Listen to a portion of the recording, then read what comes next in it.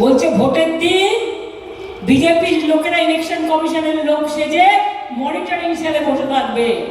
দালালগুলো, অপদার্থগুলো, অত্যাচারীগুলো, স্বৈরাচারীগুলো, ব্যভিচারীগুলো, ভ্রষ্টাচারীগুলো, যাদের নিজেদের চরিত্রের ঠিক নেই তারা অন্যের কথা বলে।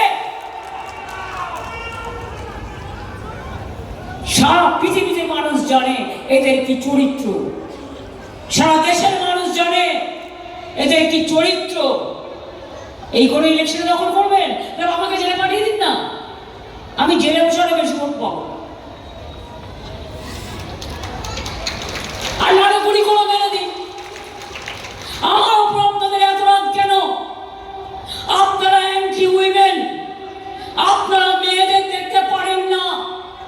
ছেলেদের বুলডোজার চালান, মেয়েদের উপর বুলডোজার চালান, মিডিয়াকে কিনে রেখেছেন। আমি সাংবাদিকদের দোষ দিই না, ওদের মালিকদের ইডিএস সিবিআই ভয় দেখায় আর ভোরবেলায় বলে দেয় এইটা তোমায় বলতে হবে, এইটা তোমায় করতে হবে। আর যে সার্ভেগুলো দেখাচ্ছে একটাও নিজেদের সার্ভে নয়, ওটা হচ্ছে বিজেপি অফিস থেকে তৈরি করে দেয়, মিডিয়া ভয়ে বাধ্য হয় ওটা দেখাতে। ওদের আমি দোষ দিই না। এই চলছে দেশে আজকে, কোন চেয়ারের কাছ থেকে বিচার পাবেন না, সবাইকে কিনে নিয়েছে। ভাই তবুও মনে রাখুন, আমি একা আমায় তো কিনতে পারেননি।